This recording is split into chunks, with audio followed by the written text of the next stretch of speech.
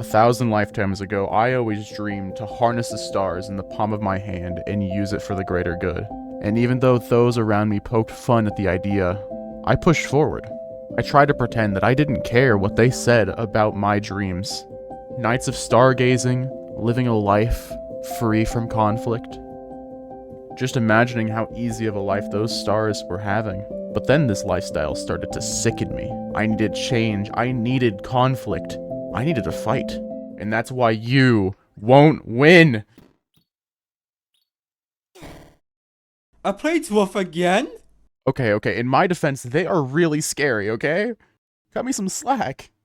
Welcome to the Starstream build. This is a very simple build, but on average hits about 1000 DPS, so it is a great choice for boss shredding, though the only issue is, it is burst DPS.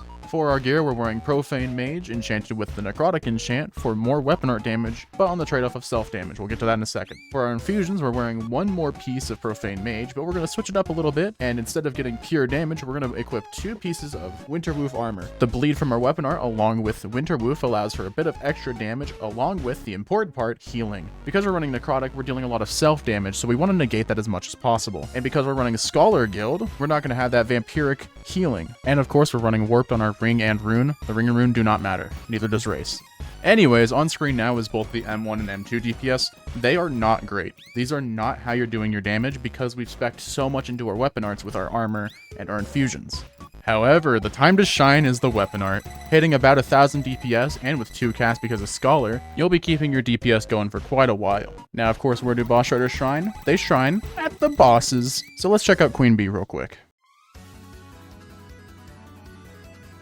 Solo clearing B is honestly quite easy.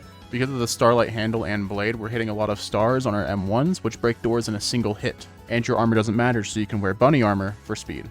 This speed is important because for things like bombers, our health is usually going to be low, so we don't want to get hit. We're not running vampirics, so they won't do as much damage, but avoiding damage is key for using our weapon art as much as possible. And for the Queen Bee herself, the strategy here is to wait for her to use her explosion before running in and getting your weapon arts in.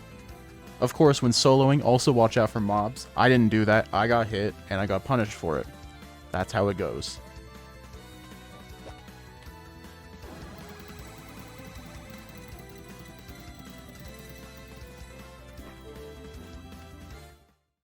So yeah, that's my Starlight build. Feel free to copy this, use it for whatever. I make these as simple as possible so that they can be copied, all single enchants, usually easy to obtain infusions, just to make things simple and streamlined for everyone. And yet again, I want to thank you guys for the absolute just waterfall of support you've been giving me the past few weeks. It's incredible to be able to look at my page and see just the most positive comments and seeing my channel grow faster and faster by the day, and I don't think I could ever show how much I appreciate you all. Have a fantastic rest of your day. Bye-bye!